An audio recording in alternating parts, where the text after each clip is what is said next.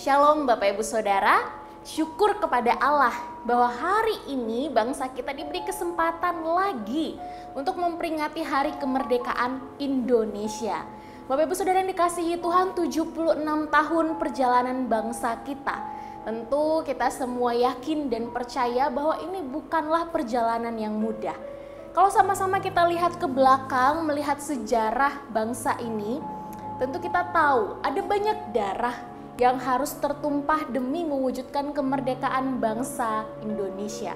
Perjuangan para pahlawan kita yang sangat luar biasa tentunya. Dan Bapak Ibu Saudara, di balik itu semua, kita pun juga yakin dan percaya bahwa ada anugerah Allah yang memberikan kemerdekaan ini kepada bangsa Indonesia. Hingga akhirnya inilah kita, bangsa Indonesia Bapak Ibu, bangsa yang merdeka, bangsa yang tidak lagi dijajah oleh bangsa manapun, tetapi menjadi bangsa yang akhirnya berdiri sendiri. Dan namun Bapak Ibu Saudara yang dikasihi Tuhan, jauh sebelum pertumpahan darah yang dilakukan oleh para pahlawan bangsa ini, saya rindu hari ini ada satu peristiwa pertumpahan darah paling penting dan yang tidak akan pernah hilang di telan sejarah yang mau kita renungkan sama-sama. Pertumpahan darah Yesus Kristus di kayu salib. Bapak Ibu Saudara, karyanya di atas kayu salib inilah yang memberikan pembebasan kepada kita, engkau dan saya, orang-orang berdosa. Karyanya ini pula lah yang telah memerdekakan kita dari penjajahan si jahat. Kita yang dulunya hamba dosa, setelah Kristus menumpahkan darahnya bagi engkau dan saya, membuat kita menjadi anak-anak Allah. Bapak Ibu Saudara yang kasih Tuhan, peristiwa ini adalah peristiwa yang menunjukkan betapa Allah begitu mengasihi kita, orang-orang berdosa, bahkan ketika kita sendiri masih berdosa. Paulus dalam suratnya kepada jemaat di Roma pasal 5 ayat ke-8 berkata demikian. Akan tetapi Allah menunjukkan kasih-Nya kepada kita oleh karena Kristus telah mati untuk kita ketika kita masih berdosa.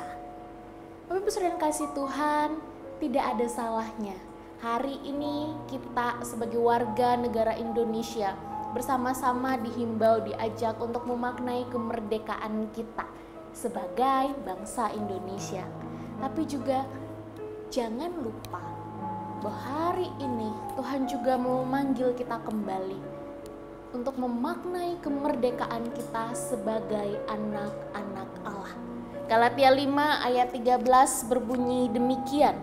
Saudara-saudara, memang kamu telah dipanggil untuk merdeka, tetapi janganlah kamu mempergunakan kemerdekaan itu sebagai kesempatan untuk kehidupan dalam dosa, melainkan layanilah seorang akan yang lain oleh kasih. 1 Petrus 2 ayat 16 berkata demikian juga. Hiduplah sebagai orang merdeka dan bukan seperti mereka yang menyalahgunakan kemerdekaan itu untuk menyelubungi kejahatan-kejahatan mereka, tetapi hiduplah sebagai hamba Allah. Bapak Ibu Saudara, kita adalah orang-orang merdeka oleh karena anugerah Allah. Dan itu artinya mau tidak lagi berkuasa atas kita. Kita bukanlah hamba si jahat lagi, kita bukanlah budak si jahat lagi, kita bukanlah budak dosa lagi, melainkan hamba Tuhan kita, Yesus Kristus. Oleh karena itu marilah hari ini kita bersama-sama memaknai kemerdekaan yang sejati ini dengan hidup sebagaimana orang-orang merdeka menjalani hidup. Jangan pernah beri kesempatan lagi kepada dosa untuk masuk dan menguasai hidup kita. Melainkan marilah kita hidup di bawah kebenaran firman Tuhan dan lakukanlah apa yang Tuhan ingin kita lakukan. Kerjakanlah keselamatan yang telah Allah berikan. Dan mari Bapak Ibu Saudara yang dikasihi Tuhan, bersama-sama kita terus berjuang, berusaha hidup sebagai terang dan garam dunia. Akhir kata Bapak Ibu Saudara, saya mau katakan merdeka untuk kita semua sebagai warga negara Indonesia dan sebagai anak-anak Allah. Tuhan Yesus memberkati.